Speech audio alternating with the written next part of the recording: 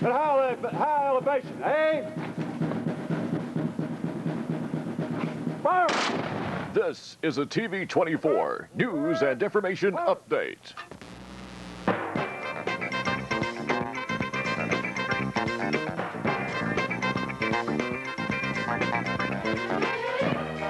DeFuniak Springs, only 24-hour-a-day service. W24 AM, Store Cable Channel 20, presents local news and information.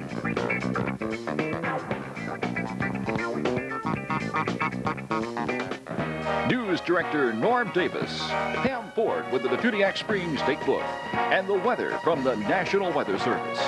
Events, activities, information from News 24.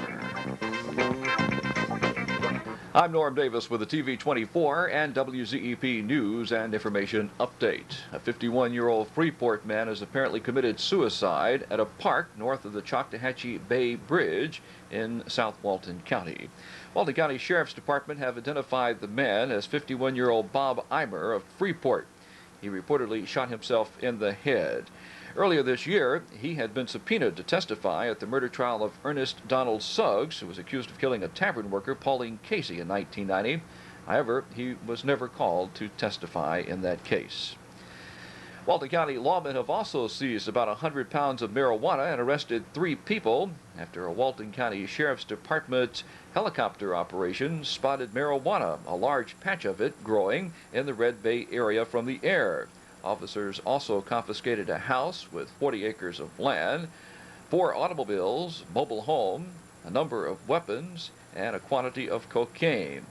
The surveillance was being conducted over the Red Bay area off of Dawson Road.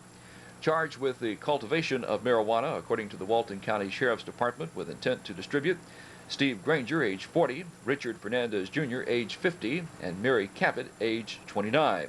Granger was also charged with the possession of cocaine. Democratic rallies sponsored by the Democratic Executive Committee of Walton County continue tonight and tomorrow night for Walton County Democrats. August 21st, Woodlawn at the Community Center. August 22nd, Darlington at the fire station. At a recent Democratic rally in Argyle, Ron Burgess, a candidate for School Board District 4, commented, "I share your concern about the quality of education received by our children. I have 12 years' experience as a classroom teacher, providing an understanding of both the educational needs of our teachers and students. I have 8 years of banking experience with First Federal Savings Bank, providing knowledge of both finance and inspection of commercial construction. I'm also serving my first term as your school board member of District 4, providing me with a thorough working knowledge of the school board. As your District 4 school board member, I believe my experience and education background can be useful to attain the highest standard of education for all public school students in Walton County." And challenging incumbent Burgess is Raymond Bowman. I'd like to thank the Democratic Executive Committee tonight and the citizens here in Argyle. I'm Raymond Boland, running for School Board District 4. I'm the son of Mildred Spence Boland and the late Red Boland here in DeFuniak, a Walton County native. I'm married to the former Carol Strawn of New Harmony. We have one son, Kurt, in high school this year at Walton, and I have a daughter that's a nurse at Humana Hospital in Montgomery. I do have concerns here in Walton County for our students, having my own children that have been in high school and a granddaughter coming along that'll be attending school. I graduated from Walton Senior High School and attended Chipola Junior College. While there, I enlisted in the United States Navy and done a short 30-year tour with the Navy and came back home a couple of years ago. I'm employed out at Consolidated Ace Hardware. You'd probably recognize me if I had a red checkered shirt on, but tonight I chose a tie.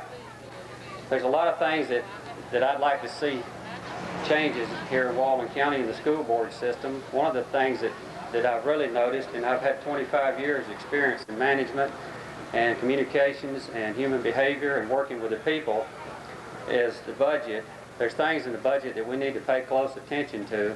I know the budget's not being overspent, but there's still a lot of sections in it that we could pay closer attention to, and more concern should be shown in those areas to try to get the money back in the classrooms.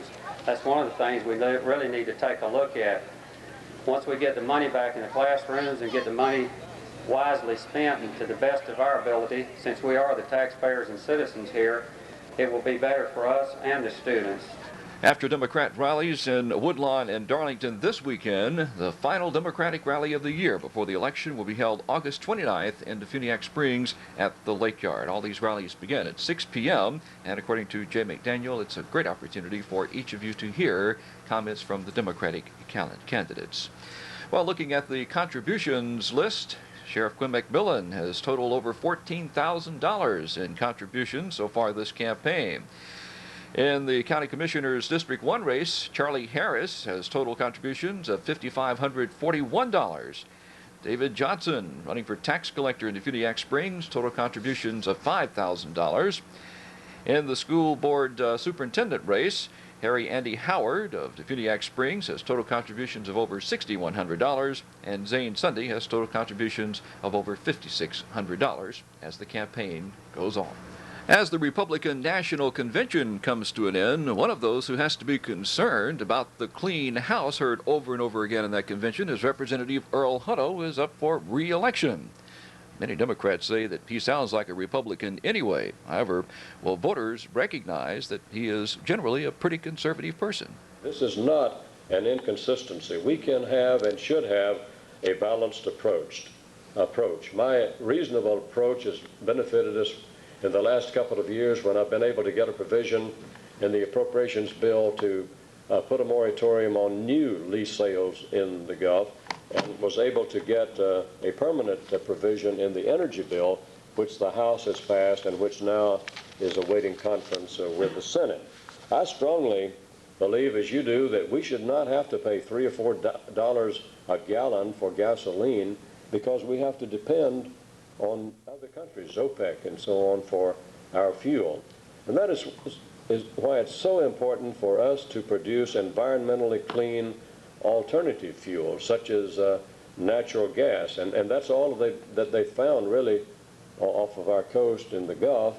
And it would not be pumped ashore if they start producing, and it wouldn't be pumped ashore in Florida.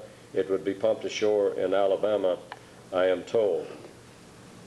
But to give you an idea of my support for the environment, I have voted for clean air, for clean water, against plastic pollution, against ocean dumping, and many other measures, such as acquiring recreational lands for public use.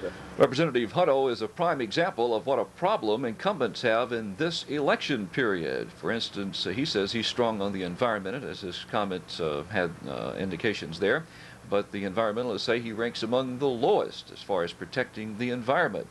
And others charge that he, since he has voted for some type of gun control measures, should not be trusted with another 4 years because he wants the guns taken away by the government. So incumbents definitely have a problem in this year's elections.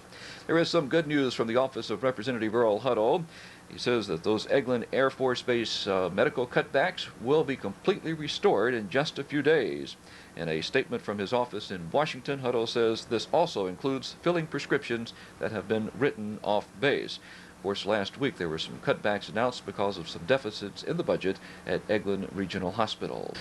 The Walton County ARC program has moved into new facilities on the Glendale Highway in DeFuniak Springs, and they're excited about a very positive future for the ARC program here in Walton County. We're so proud to have them. This is some of the board of directors and one of our commissioners, and we're just delighted that we've got this new facility for our kids.